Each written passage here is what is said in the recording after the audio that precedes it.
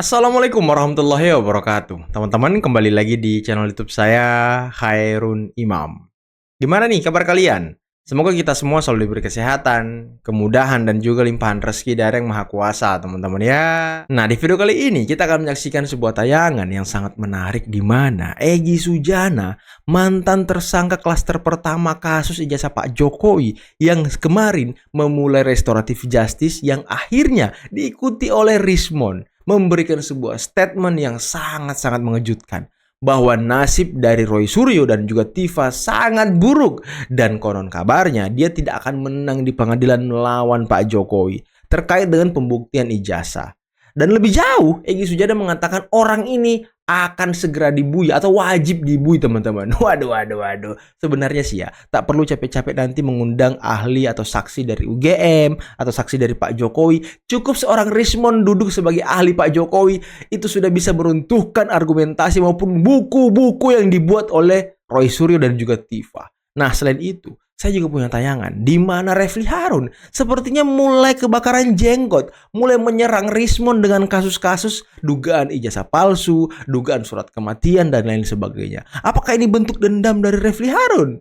Tapi ada Bung David Pajung yang menghajar habis-habisan Refly Harun yang katanya sih ya, Rismon membelot ini karena kuasa hukumnya tidak bisa melindungi Rismon. Dalam artian ya Refly Harun nggak bisa ngapa-ngapain dan ilmunya mungkin segitu-segitu aja, teman-teman. Oke, sebelum kita mulai jangan lupa like, subscribe, dan share. Dan tanpa perlu berlama-lama lagi, mari kita mulai videonya berikut ini. Oke. Satu, diduga ijazah Yamaguchi-nya palsu. Satu.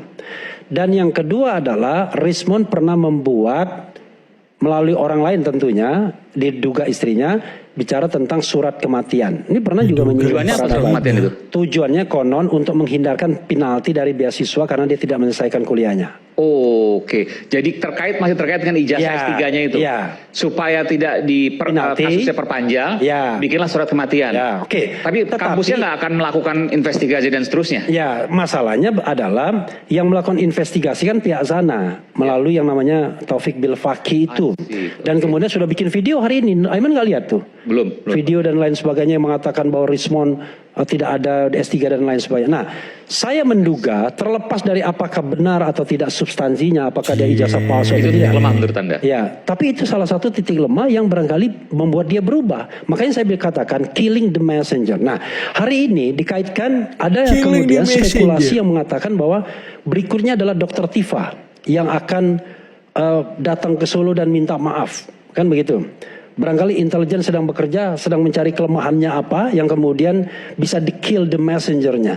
Tapi saya ingin membacakan apa yang disampaikan Dr. Tifa di X hari ini. Boleh ya? Nggak usah. Saya cari dulu, saya harus searching. Bisa buat Roy karena basis objektif dari objeknya itu sama yang dinyatakan salah oleh Rismon, ya berarti pernyataan Roy juga pasti salah dong. Lalu masa bisa lompat jadi bener? Waduh, berarti udah tergambar ini. Oh sudah. Kalau menurut feeling hukum yang saya pahami sebagai aktivis dan lawyer, ditahan Roy ini, ditahan. Tifa juga, karena udah cuap-cuap kemana-mana. Ternyata salah. Oh ternyata salah. Yang menyalahkannya temannya sendiri lagi.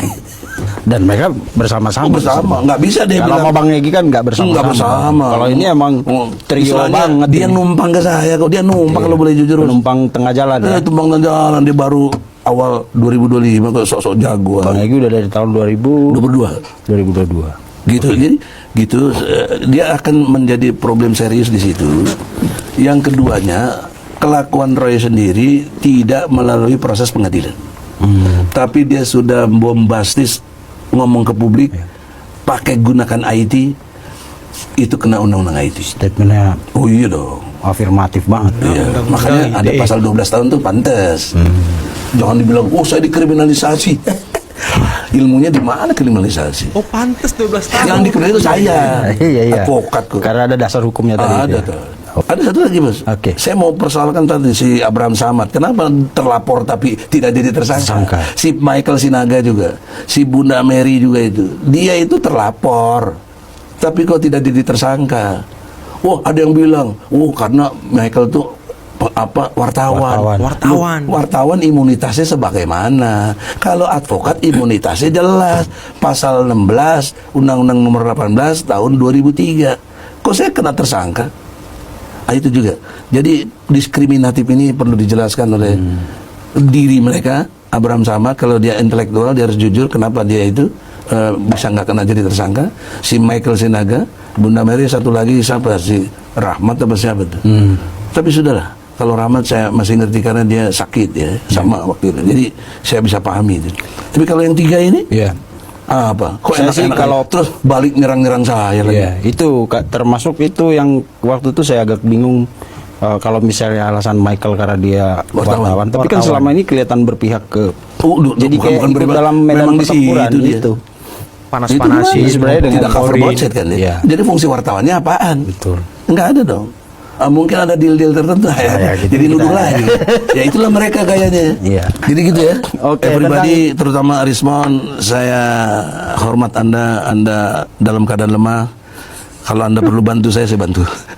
Mau bantu nanti Pak? Ya bantulah. Namanya apalagi advokat itu bantu punya, itu nulis buku dia berarti revisi. Katanya mau ada tulis itu buku. Gibran sangat cerdas menghantam 2 buku. Butuh white paper, buku Gibran Endgame. Itu dua buku itu dihantam dengan parcel aja. Hilang itu semua itu. Dihantam dengan parcel. Itu menampar tanpa tangan itu. 2 buku ditukar ditukar parcel. Selesai. Parcel lebaran. Jadi nggak capek lagi pakai data-data deh. Disitulah yang cerdas siapa deh?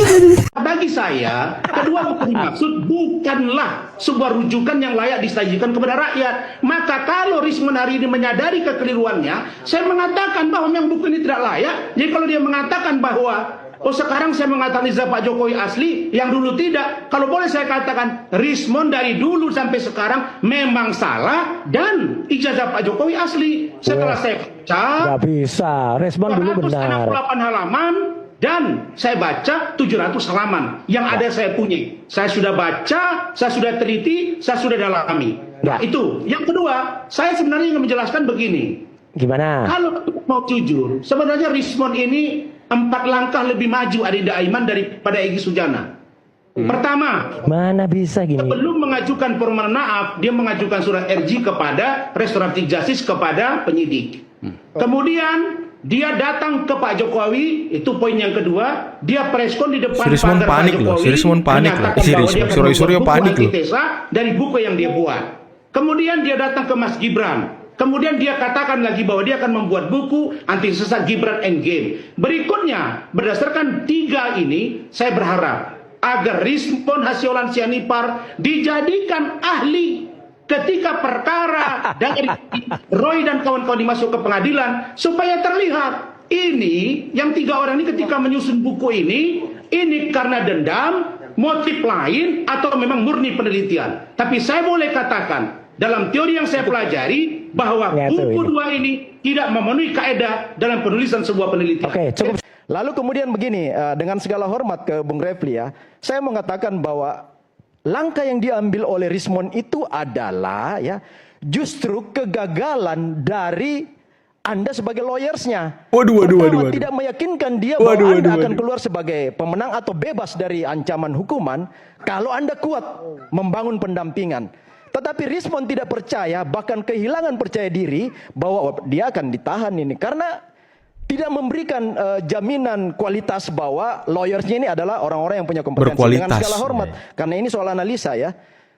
Jadi saya katakan Rismon lari mungkin juga bukan faktor dia, bukan saja ansih semata-mata bahwa dia menyadari kekeliruannya sebagai tuduhan-tuduhan awal, mengakui bahwa dia salah, juga mungkin jaminan dari pendamping-pendamping hukumnya yang bagi, ya sorry, saya juga melakukan analisis, bisa jadi dia nggak percaya diri bahwa dia akan bebas ya dari pendampingan Bung Refli dan kawan-kawan. Nah sehingga ini bertemu pada titik seperti itu. Malah Bung Refli bilang saya nggak dilaporin ketika dia mau berangkat ke Solo, saya nggak tahu menahu. Bahkan kata Bung Refli WA-nya centang 1 kan, artinya WA-nya centang 1. Kita nggak tahu ya. Tetapi yang pasti bahwa ketika ke Solo, Rismon sudah menunjuk kuasa hukum baru. Itu kan yang saya katakan gini, Hukum itu selalu bicara fakta dan realita. Jadi kalau misalnya kita masuk di dalam adigium hukum ya, fakta sun potentiora verbis. Fakta itu lebih realita, fakta itu punya kekuatan daripada opini dan kata-kata. Kalau kita hari ini beropini maka akan dipatahkan oleh sebuah realitas. Realitas apa yang mematahkan? Bahwa Rismond hari ini mengakui bahwa dia melakukan kesalahan dan mengakui kebenaran pada sisi Pak Jokowi sehingga dia minta maaf. Itu adalah fakta, realitas, bukan opini, bukan sesuatu yang dibuat-buat. Jadi tolong kita menempatkan diri masyarakat Indonesia, silakan melihat realitas dan fakta ini sehingga kita tidak terseret pada opini-opini yang membangun keyakinan kita yang salah gitu loh. Kami ini terang-terangan aja, Rismond sudah menghabiskan uang 760 juta tabungannya. Sebenarnya gimana? Selama melawan Pak Jokowi, uangnya Rismond itu 760 informasi juta. dari mana? Dari sumber yang kata Rismond sendiri. Makanya saya katakan ini motifnya adalah ekonomi. Ada orang-orang besar, ada orang-orang politik di belakang kalian semua ini. Sebentar lagi akan dibuka oleh Rismond. Makanya mereka ini dak-dik-dik semua. Kenapa? Kalau damai mereka harus mengembalikan uang tersebut kepada pemodal yang membiayai mereka sehingga berhadapan dengan Bang David, Bang Ade maupun Farhad Abbas. Nah, mereka serba salah. Kalau Rismond mereka ini terang-terangan aja, Rismond sudah menghabiskan uang 760 juta tabungannya. Sebenarnya gimana? Selama melawan Pak Jokowi, uangnya Rismond itu 760 informasi juta. Dari mana? Dari sumber yang kata Rismond sendiri. Dan sekarang dia nggak punya apa-apa, cuma punya mobil satu. Dia akan kembali mengurus anaknya. Kenapa? Katanya ikut bersekutu dengan Bang Roy Suryo. Jadi, anaknya. Sebentar. Anak yang mana? Anak yang mana? Ini ngaco banget nih. Namanya siapa? Enggak, sebentar. Anaknya siapa? Jangan bohong. Nggak tahu, tunggu dulu. Ini kan ini bohong banget nih orang ini. Baru, bentar. Bang Rismond, keluarganya maksudnya. Bang Rismond menghabiskan uang 760 juta rupiah. Ya. Fitnah. Perjuangan dia, saya heran. Rismond nggak tahu dapat uang dari mana, tapi dia hanya membuat seperti ini. Jadi selama ini Bang Rismond menghabiskan 760 juta rupiah. Anda bisa bertanggungjawaban itu ya? Ya ngapain saya bertanggung jawabkan? Dan memang seperti itu. Kalau Rismond membantah tidak percaya, saya cabut dari RJ ya. Wes. Sepanjang kasus ini, Anda mempertanyakan itu uang dari mana, itu kecurigaan Anda? Tidak curiga, dia kan dosen, dia kan ngajar, dia mungkin meneliti. Oke. Dia menghabiskan uangnya gitu. Nggak tahu Bang Roy Suryo, jangan-jangan bukan rugi malah untung ya Bang ya, mungkin. Ini orang ngomong. Kalau dia mau menarik sebuah buku yang sudah dijual, harusnya dia kembalikan uangnya dong. Itu tidak bisa Bang. Tidak mungkin bisa. Jadi dia telah memberikan janji palsu kepada Pak Wapres. Saya kasihan juga pada Pak Gibran. Enggak, aku nanya. Oh, berarti ini Gibran endgame. Gibran endgame. Oh, berarti Karangan Anda berbicara terkait Gibran endgame yang tidak ditarik. Tetapi saya lihat wawancaranya Mas Bang Rismond waktu keluar dari bertemu dengan Mas Wapres, Bang Aiman, ya kan? Dia menyebutkan bahwa dia akan menarik seluruh buku itu gitu. Nah, itu bagaimana? Lah, sekarang begini pertanyaan saya. Saya minta penjelasan dari Michael sebagai manajer peredaran buku Gibran Endgame. Oke, manajer peredaran buku. Kalau dia mau menarik sebuah buku yang sudah dijual, harusnya dia kembalikan uangnya dong. Itu tidak bisa, Bang. Tidak mungkin bisa. Jadi dia telah memberikan janji palsu kepada Pak Wapres. Saya kasihan juga pada Pak Gibran, Wapres kita, dikasih janji palsu begitu kok mau gitu loh. Karena buku itu sudah beredar 10.000 buah, 10.000 eksemplar. Ya, tidak mungkin bisa ditarik lagi. Itu sudah di rumah masing-masing. Tapi kemarin banyak yang memunculkan di Instagram, contohnya Gus Nur. Gus Nur membakar buku dimaksud.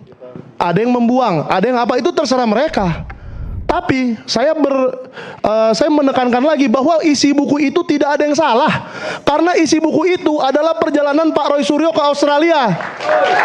Kalau itu salah, saya tidak mungkin mau jadi manajernya. Kan Bung Rismond sendiri nggak pernah mengatakan itu salah. Yang salah adalah Jokowi White Paper. Kan dia menganalisa tentang apalah gradient lah entah apa di Jokowi White Paper. Kalau yang di buku dengan coding itu katanya salah. Orang ini. Ya silahkan aja bikin buku baru kalau memang itu salah. Tapi Gibran Endgame isinya adalah perjalanan Pak Roy Suryo ke Australia. Kenapa bukan Roy Suryo yang nulis? Jadi nggak bisa salah itu. Waduh. Isi buku Gibran Endgame itu adalah perjalanan Roy Suryo ke Australia. Kenapa bukan judulnya perjalanan Roy Suryo di Australia? Kenapa bukan itu judulnya? Kenapa harus Gibran Endgame? Wapres tak punya ijazah, kenapa harus itu judulnya? Dan kalau itu perjalanan dari Indonesia ke Australia yang dilakukan Roy Suryo, kenapa bukan Roy Suryo yang ngetik Kenapa bukan Roy Suryo yang bikin bukunya? Hah? Apakah tuduhan Rismon selama ini benar kalau Roy Suryo ini tidak punya ilmu apa-apa, dia tidak bisa nulis, dia sudah menjanjikan akan menulis buku Gibran apa gitu ya kan, tapi nggak ditulis-tulis.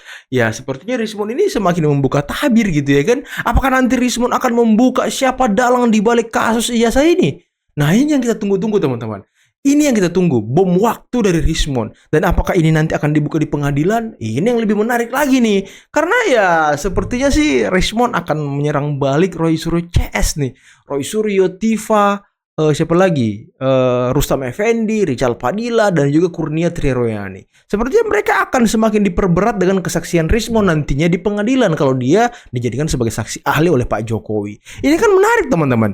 Karena Rismon sepertinya kalau saya lihat ya, sudah mengabdikan diri untuk membela Pak Jokowi, untuk membela kebenaran. Wah ini sangat luar biasa, ini sangat-sangat mengagetkan nih dari Rismon nih. Tapi gimana kira-kira menurut kalian? Apakah nanti Rismon akan membabat habis kelompok-kelompok ini? Karena Egy Sujana sendiri tadi mengatakan akan membantu Rismon kalau Rismon butuh bantuan. Bahkan Egy Sujana mengatakan bahwa ya cukup dengan Rismon, sebenarnya argumentasi mengenai ijazah Pak Jokowi itu sudah runtuh. Karena Rismon kan selama ini yang meneliti banyak. Rismon yang selama ini berkuar-kuar di luar, yang sangat keras, yang sangat tegas, tiba-tiba berubah. Ya ini kan membuat kapal mereka ini bukan sedikit, tapi ya terombang-ambing teman-teman. Nggak tahu lagi argumentasi apa yang mau dibuat oleh mereka. Makanya ya mereka ini kayak orang kebingungan semuanya. Yang kok Rismon begini, kok Rismon begini.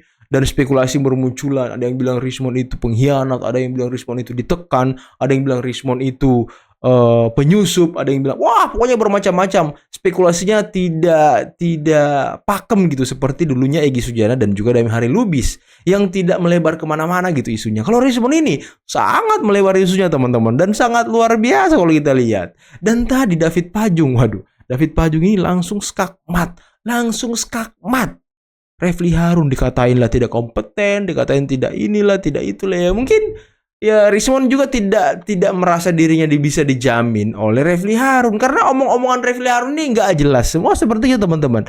Dia gugat ke MK ditolak, dia ke sini ditolak, dia ke sono ditolak. Jadi nggak ada gitu. Saya lebih suka dengan gaya-gaya Kosinudin yang petarung, yang sangat keras, yang sangat berapi-api, tidak pantang menyerah, tidak pantang semangat. Tapi tadi informasi dari Refli Harun sangat menarik tuh. Surat kematian Rismon diduga dibuat istrinya. Waduh, benarkah seperti itu? Tapi apakah Rismon waktu itu sudah menikah? Wow, menarik ini. Oke lah teman-teman, mungkin cukup sekian dulu video kali ini. Jangan lupa like, subscribe, dan share videonya. Akhir kata, billahi taufiq wal hidayah. Assalamualaikum warahmatullahi wabarakatuh. Bye-bye.